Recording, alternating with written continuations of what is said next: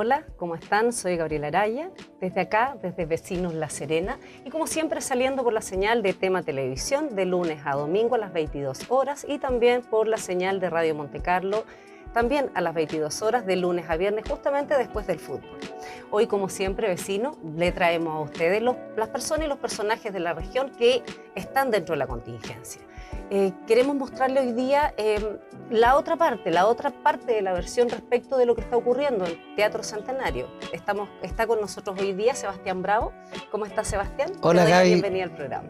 Hola, Gaby, gracias por la invitación. Feliz de estar acá, de participar de esta iniciativa ciudadana, de esta iniciativa de la región de la ciudad que es Vecinos La Serena, y feliz de estar participando en este programa. Sebastián, quiero que entremos inmediatamente en terreno. Tu nombre aparece ligado, ¿no?, a un conflicto que tiene que ver con el Teatro Centenario. Tú eres subarrendador del Teatro Centenario desde el año 2022 y básicamente, digamos, los vecinos y vecinas de La Serena, desde fines del año 2024, más o menos hasta la fecha, hemos sabido de un conflicto que es entre privados, pero ya se hace público por la dimensión que tiene el Teatro Centenario para la ciudad de La Serena. Nosotros hemos entrevistado a la otra parte del conflicto y queríamos saber, primero, partir conociendo tu versión respecto al conflicto del Teatro Centenario. Muchas gracias por la pregunta. Sí, es algo que ha estado bastante en boga. El conflicto se mediatiza a propósito de un comunicado de prensa emitido por Luis Retamal a través de un periodista, Fernando Portilla, que lo repartió a todos los medios de la ciudad, comunicando su versión del conflicto. Él lo reduce al no pago del arriendo a partir de abril del 2024, y lo deja en eso, digamos. Eso va acompañado de solicitudes a la municipalidad de la clausura del teatro, del mismo subarrendatario, digamos, de Luis Retamal, y seguido al día siguiente a esta solicitud de clausura y comunicado de prensa entregado a todos los medios de la región, con un allanamiento al teatro, con delitos cometidos por funcionarios públicos, donde se ingresa al lugar sin una orden judicial previa. El funcionario municipal Wilson Hernández, luego de registrar absolutamente el teatro, encuentra 2 botellas de espumante en un closet cerrado que estaba al interior de una bodega, en medio de un evento de música urbana que convocó a más de 1000 personas. Y toma estas 2 botellas de espumante, las saca del lugar donde estaban guardadas, y las lleva a un área de venta al público, o sea, de atención al público, y saca una foto, lo ilumina, saca una foto y cursa una infracción. Al cursar esa infracción, tanto ese funcionario municipal como quienes participaron del operativo cometen múltiples delitos, entre allanamiento de morada, falsificación de instrumentos públicos, prueba falsa, fabricación de pruebas para procedimientos falsos. El funcionario municipal es un ministro de fe, que la ley le atribuye circunstancias especiales, por lo tanto es más grave esto.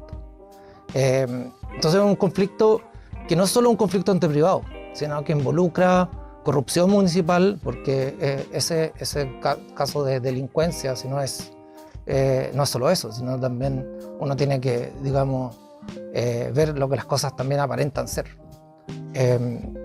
Y bueno, la decisión de retener los pagos a Luis Retamal surge después de más de 2 años de conflicto con él, en el cual él entrega un inmueble bajo falsas apariencias de que el edificio, que operó desde 1949 hasta el año 2024, sin permiso de construcción ni recepción municipal.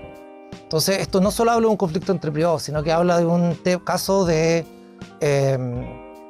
falta de servicio, de incumplimiento de las labores de funcionarios municipales, porque el lugar operó como cine 60 años, sin problema, a pesar de no tener ningún permiso ni regularización de la obra. Tuvo patentes de alcohol antiguamente y patentes de funcionamiento, sin tener regularizado el edificio. Yo arriendo esto bajo el supuesto de que existe un permiso de construcción y una recepción municipal original. Se me asegura eso, yo firmo el contrato y no solo me encuentro bajo ese supuesto, sino que al tomar posesión del mismo Teatro Centenario, que ni siquiera es del Teatro Centenario entero, es de una porción, porque ya ilegalmente Inversiones Alta Cruz había dividido el teatro, digamos, en dos lotes, lote A y lote B, como se dice en el contrato. El lote A corresponde a lo que actualmente son 2 locales de comida rápida, antiguamente era una cafetería, y antiguamente la confitería del Teatro Centenario, donde se vendían unos clásicos tapaditos que eran muy famosos y que causan mucha nostalgia. Y bueno, se generan todas estas obras irregulares y la primera sorpresa es que el día que tomamos posesión del inmueble, llega el director de Obras Municipales, Fernando Ruiz, directamente a cursar una infracción ilegal nuevamente. O sea, partimos mal. Me dice que viene con instrucciones del alcalde a sacarme una parte porque había mucho rumor de que el teatro ya estaba demolido por dentro, y eso es público y notorio, digamos. Ya habían habido denuncias de concejales, habían habido protestas de artistas, entonces es un conflicto que antecede mi subarrendamiento del espacio. Ya venía desde el 2018 bajo mucha polémica, bajo el ojo público. En 2020 Luis Retamal, a través de Inversiones Alta Cruz, toma posesión del arriendo del teatro, comienza la destrucción de su interior, la destrucción ilegal del interior. Recibió muchas multas, fue cubierto por la prensa. O sea, esto no es algo que... no son mis palabras, está en la prensa, está en los registros de las infracciones cursadas. Y luego, bueno, volviendo al tema, tengo esta infracción ilegal donde me multan por construcción sin permiso de obra, cuando lo que en realidad yo estaba haciendo era fumigar el espacio para que pudieran entrar los profesionales a hacer el proyecto de construcción, etc. Y luego me doy cuenta de que iba a tener que compartir la luz y el agua con lo que en ese entonces era una óptica que estuvo funcionando en esa esquina. Luis Retamal se hace siempre el desentendido, es una persona encantadora que siempre está dispuesto a conversar, siempre está dispuesto a juntarse, a ver de qué se trata el problema, pero nunca está dispuesto a cumplir sus compromisos. Y bueno, uno como buen emprendedor, si supiera todos los desafíos que va a tener por delante antes de emprender algo, no lo haría. Uno siempre con el sueño, con el proyecto de ir avanzando, de solucionar problemas, avanzo nomás. Estuve pagándole la luz y el agua a mis vecinos durante harto tiempo. Mientras estaba la óptica no era un gran problema porque el consumo de agua era mínimo, el consumo de electricidad era mínimo, pero luego se va la óptica de ahí y llegan estos 2 locales de comida rápida que funcionaban principalmente en base a electricidad. Y ahí empezamos a sufrir muchos problemas con el suministro eléctrico, que había que compartir ese suministro eléctrico, circunstancia que no fue advertida por Luis Retamal, al igual que la carencia de una recepción municipal. Nosotros, además, bajo el supuesto de que existían antecedentes y una carpeta de obra en la municipalidad, contraté a una de las mejores arquitectas de Chile, Oficinas de Arquitectura de Chile, Natalia Jorquera, que es experta en restauración del patrimonio. Logramos obtener en tiempo récord la autorización del Consejo de Monumentos Nacionales para, todo el mundo sabe lo que difícil que es eso, para poder repararlo. Ingresamos a la oficina, a la DOM, digamos, la Dirección de Obras Municipales, una carpeta solicitando la reparación de obras menores, un permiso de construcción para modificación de un edificio existente que se llama Obras Menores. Esto incluso fue firmado por el mismo arzobispo, esta solicitud, porque tiene que ser firmada por el dueño, y el arzobispo, como representante del arzobispado, quienes son los dueños del teatro, firmó esto. Y sale rechazado en diciembre del 2022 nuestra solicitud de obras menores, porque no existía la carpeta municipal, el edificio no existía, ese edificio estaba pagando contribuciones como si fuera una casa de barro desde 1949, y eso significaba que había que regularizar el edificio. Luis Retamal se escuda en que la obtención de permisos es responsabilidad nuestra y la nueva recepción municipal era responsabilidad nuestra, lo cual es cierto, pero eso supone la existencia de un permiso anterior. Tanto así que yo no puedo regularizar lo que no se me arrendó a mí. Y como subarrendador tampoco puedo regularizar porque necesito la autorización del dueño. Entonces todo el edificio requería ser regularizado. No solo la sección que a mí se me había subarrendado. Claro. Él se comprometió a trabajar en la regularización. Yo tengo una patente provisoria. Entre tanto, pasan 6 meses, voy nuevamente a pedir la renovación de la patente y me dicen en la DOM que no se había hecho ningún trámite en los últimos 6-7 meses. Llamo al arquitecto que se supone que iba a estar encargado de la regularización, Domenico Albacini, y me dice que no había avanzado porque el presupuesto por parte de Luis Retamal o del arzobispado no estaba aprobado.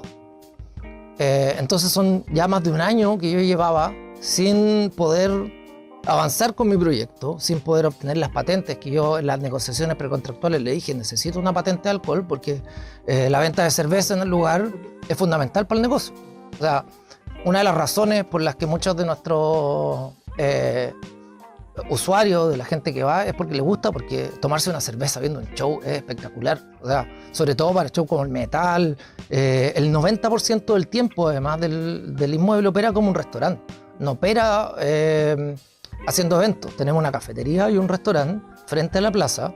Tenemos comida gourmet con un chef espectacular, Laurent Frandevaux, suizo, estudió gastronomía en Suiza, viajó por todo el mundo, tiene raíces tailandesas además, entonces hace una comida fusión espectacular.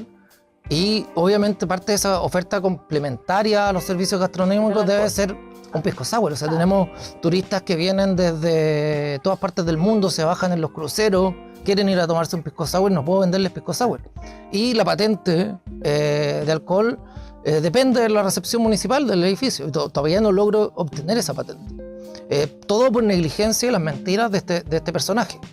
Pero cuéntanos un poquito, ¿cómo llegas o qué decisión te lleva a la suspensión del pago del arriendo? Que desde ahí más o menos es que el resto, digamos, de los vecinos de La Serena nos enteramos de esta situación. Claro, viene arrastrado varias situaciones. Primero, la demora en la tramitación de la recepción municipal definitiva. Luego, la falta de regularización de los servicios de agua y electricidad.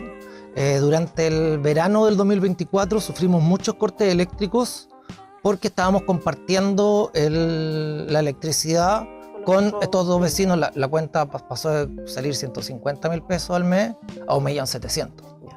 Esa cuenta la pago yo, no me reembolsa. Y además tuvimos unos amagues de incendio. Ya que no habían remarcadores, se incendió uno de los remarcadores y le mando un video. Le digo: Luis, creo que le mandé 12 correos, además de los llamados telefónicos. Hoy día los correos electrónicos no se usan tanto, primero uno llama, escribe por WhatsApp. Y la última instancia, el correo electrónico. Obviamente yo ya, en vista de que no me contestaba, no aparecía, empiezo a dejar registro a través de correo electrónico de mis intentos por buscar una solución. Se produce un conflicto entre mis empleados y los empleados de los lugares aledaños del Cobo, de Tony Pasta, a propósito de este amague de incendio, donde nos vemos obligados a cortar la luz a los vecinos por el sobreconsumo. Y luego ellos nos cortan el agua porque una cañería pasaba por allá y mi empleado le cortaron el agua. Y en eso yo estaba en una reunión sin enterarme mucho, sin saber de este problema. Y entran 3 personas violentamente, 3 personas grandes, digamos, 2 de ellos dueños de esta cadena, que son los Bombos, Adnan y Rodrigo, yo no me acuerdo, no sé los nombres. Me amenazan violentamente a mí, a mis empleados, durante más de 40 minutos. Le mandé el video completo a Luis Retamal. Le digo: oye, estás poniendo en riesgo mi vida y la de mis empleados, además de exponer a un incendio al teatro. Y además hay un detalle que no es un detalle. Me di cuenta revisando los papeles que desde enero del 2024 en adelante él empezó a facturarme desde una sociedad que no tenía ninguna relación con Inversiones Alta Cruz. Y le expongo todos estos problemas. Le digo: oye, yo no te puedo pagar esto porque me he incumplido, mis empleados y yo estoy en riesgo vital, el edificio está en riesgo de incendio, necesito que me respondan los correos y me digas además cuánto de la cuenta es mío, cuánto es del vecino, o sea, indeterminada la cuenta de la luz y de la electricidad. Dime, yo estoy ya no pagar, pero, o sea, invierte, no sé, 600 lucas en un remarcador, haz tu pega de subarrendador, básicamente. Y él nunca contestó los correos, se limitó a demandarme la terminación del contrato. Y esa es la historia. Esa es la historia. Además, si yo le pagaba, me hacía cómplice del delito de falsificación ideológica de factura. Ahora, en retrospectiva, y que ya hemos hecho una investigación, nos hemos dado cuenta que entre el periodo de enero, de marzo, de abril del 2024 en adelante, el Urretamal empezó a ser demandado por una multiplicidad de bancos. Al día de hoy tiene más de 10, 12, 13, 14 juicios de cobranza de distintos bancos. O sea, el tipo está en la quiebra, le están cobrando a cada vela, o sea, a cada santo le debe una vela. Y claro, probablemente ahí se vio en apuro y una forma de hacer caja rápida es terminar un contrato de arriendo que está pagando un precio que está, digamos, bajo, porque lo que me arrendó fue un edificio en demolición. El edificio está completamente internamente demolido. Yo lo construí de nuevo, lo regularicé, eché a andar un negocio. Y vender un derecho de llave es mucho más lucrativo que vender un peladero, digamos.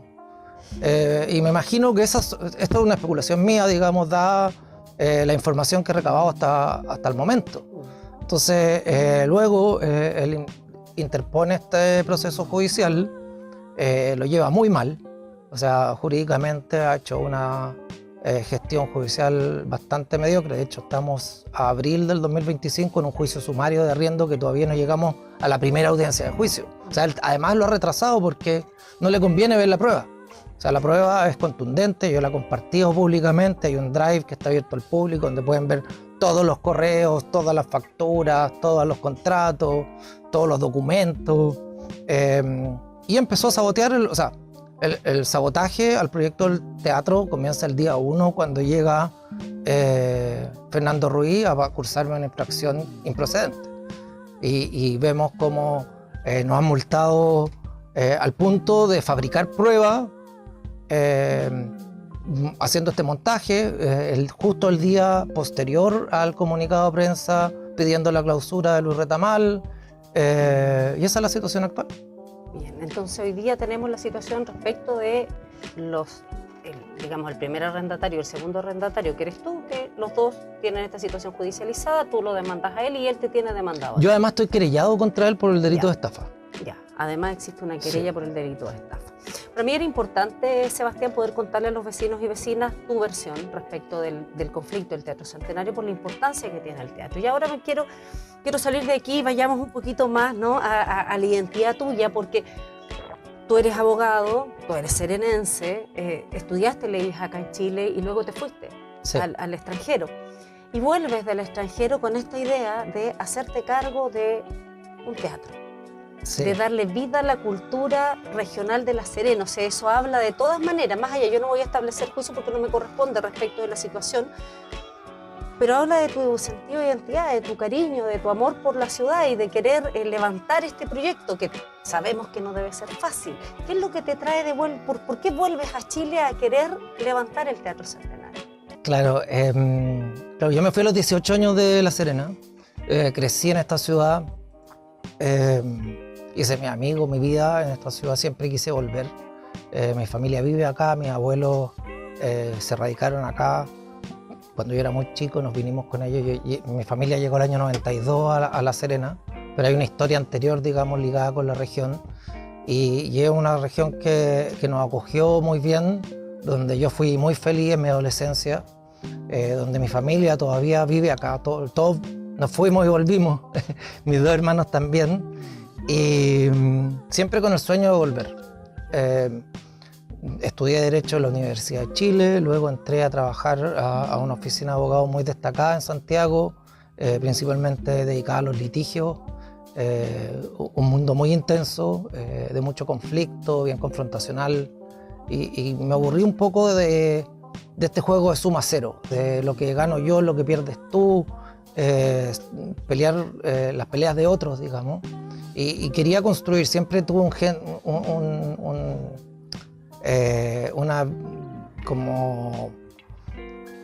un bicho emprendedor. En la universidad intenté hacer varios negocios, después mientras trabajaba siempre trataba de hacer cosas por el lado, como más creativas, darle una salida más creativa a mis pulsiones, digamos, por el trabajo, por aportar y generar. Decidirme a estudiar a Estados Unidos Derecho, pero para darle un giro más al derecho de la empresa, al emprendimiento. Estudié en la Universidad de California en Berkeley, que está en el área de la Bahía de San Francisco, que es la cuna del emprendimiento tecnológico. Me encanta la tecnología, desde chico programaba en el computador y busqué oportunidades por ese lado. Me titulé como abogado allá, di el examen de la barra y encontré trabajo en una empresa que llevaba cerca de 2 meses de existencia cuando me incorporé. Fui el primer abogado de la empresa y era una empresa que buscaba la vinculación del derecho y la inteligencia artificial. Ahí fabricamos un software que se dedica al cumplimiento normativo, organiza labores de cumplimiento normativo con inteligencia artificial. Le presta servicios a bancos, a instituciones financieras, aseguradoras, hoy día a empresas de energía. Nos fue bastante bien, tuvo un periodo de crecimiento bastante rápido y tuve la oportunidad de ver en primera línea y tener un mentor espectacular que me enseñó a hacer startups, a hacer emprendimientos desde cero, cumplir muchas funciones dentro de un mismo rol, y quería traerme ese conocimiento, esas capacidades, esas habilidades de vuelta a La Serena y emprender algún proyecto. No sabía qué proyecto. Ah, ya no lo sabías. No lo sabía. Sí, porque no. un abogado... Tenía ganas de volver y justo llega la pandemia y se da la oportunidad del trabajo remoto, así que hablo con mi jefe, le digo, mira, entre estar encerrado acá en San Francisco y irme a donde está mi familia, prefiero estar allá. Mis abuelos ya estaban en sus últimos años de vida, mi abuela había tenido un accidente hace poco, mi papá también tuvo un accidente los primeros meses de pandemia y me bajó una urgencia por volver a acercarme a mi familia, a mis raíces, y me vine a teletrabajar. Estuve teletrabajando a tiempo completo cerca de 2 años, fue un periodo también de gran crecimiento para la empresa, entonces se multiplicó la cantidad de gente que trabajaba con nosotros muchas veces, digamos, empezamos a contratar además en todo el mundo, empezamos a tener clientes y de un momento a otro me sentí muy sobrepasado de trabajo, pero a la vez un poco aburrido porque la etapa de creación de esta empresa ya estaba un poquito madura y era una etapa de expansión, que era sumar jurisdicciones, más países, más clientes. Y dije, no, pues estoy trabajando nuevamente para un proyecto que no es realmente mío. Quiero hacer algo en mi ciudad. Así que ahí me hablo con mi jefe, me tomo unos meses libres para pensar si iba a seguir o no. Finalmente acordamos un contrato de consultorías que hoy día estoy trabajando cerca de 10 horas a la semana. Para esa empresa sigo como consultor. Y empecé a buscar proyectos. Entre medio me había arrendado una oficina en el centro, en Pedro Pablo Muñoz, para poder salir de la casa, y pasaba por el teatro todos los días. Por afuera lo veía en estado de ruina, con la fachada medio pintar. Un día vi la puerta abierta, me asomé, vi cómo lo estaban demoliendo, y el bichito ahí se empezó a cultivar. Claro. Yo soy fanático de la música, toda mi juventud la pasé yendo a conciertos en Estados Unidos. Todos los fines de semana era un concierto distinto y había mucha oferta cultural, y acá echaba de menos eso. Ir al casino a ver los conciertos lo encontraba una experiencia bastante fome, porque pasar por la sala de juegos, te registran para entrar. La sala de eventos no es un lugar para conciertos, la técnica no es tan buena, falta ese como ambiente, no sé, bohemio, más elegante quizás de un teatro, que decía, falta en La Serena, además ir a Coquimbo. Me resultaba como un poco contraintuitivo que un lugar tan valioso, tan patrimonial, tan nuestro como el Teatro Centenario se transformara en molchino. Ya estaba en planes de esta persona transformarlo en una galería comercial. Y ahí me empecé a obsesionar, empecé a soñar con el teatro, empecé a imaginar los shows. Y ahí me decidí. Dije, este es el proyecto en el cual quiero invertir mi patrimonio, donde quiero invertir mi energía, mis talentos. Y empezamos las negociaciones. Las negociaciones al principio no llegaron a buen puerto porque ahí había un acuerdo entre Luis Retamal y el alcalde de arrendárselo al municipio. Eso nunca iba a prosperar porque habían impedimentos legales, pero cuando la ambición es muy grande, digamos, la gente se ciega. Luego fracasó el proyecto de arrendárselo al teatro, al municipio, y él vuelve a mí y me dice, oye, ¿sabéis qué? Es la única opción, me están exigiendo que lo dedique a la cultura. Y estaba muy, digamos, bajoneado porque básicamente sus planes de transformarlo en galería comercial no iban a resultar. Digamos, arrendar este lugar demolido, en pésimas condiciones, para ser un solo negocio era mucho menos rentable que subdividirlo y arrendarlo por partes, digamos. De hecho, ya estaba construyendo donde está la primera entrada, hoy día la cafetería, un radier, ya tenía construido, estaban haciendo, digamos, el hoyo para conectar un baño donde hoy día está la sala. Justo el Día del Patrimonio, la Fundación Teatro Centenario Nuestro Legado, liderada por un artista acá de la zona, Dusan, junto con un par de concejales, ingresan al teatro y ven que estaban ocurriendo estas obras ilegales, lo denuncian, se generan más protestas y se ve acorralado este hombre, como él lo ha dicho ya en otras entrevistas, de arrendarlo para fines culturales. Yo era la única opción, el único oferente, digamos. Sebastián, te quiero preguntar algo. Ya, tú tomas el Teatro Centenario, empiezas a cumplir este sueño. Quitémosle el tema administrativo, saquemos de ahí porque ya lo sabemos. Sí. ¿Cuáles son los beneficios cumplidos con este sueño inicial, o por lo menos en alguna parte, lo que tú soñabas en un principio? ¿Lo has podido lograr de alguna manera? Vamos en camino. Uno nunca sabe cuándo llega a la meta porque la meta siempre se va corriendo, digamos. Nunca pensé que íbamos a tener un restaurante y una cafetería en un principio, pensaba que iba a ser solo una sala de eventos, pero la misma demanda del público nos dijo ya, en verdad, tenerlo abierto durante la semana, es una exhibición, o sea, digamos, una vitrina para el teatro. Y hemos logrado posicionar al Teatro Centenario como una plaza obligatoria para los artistas que vienen en gira. Hemos logrado tener artistas que jamás soñé que iba a poder ver en La Serena.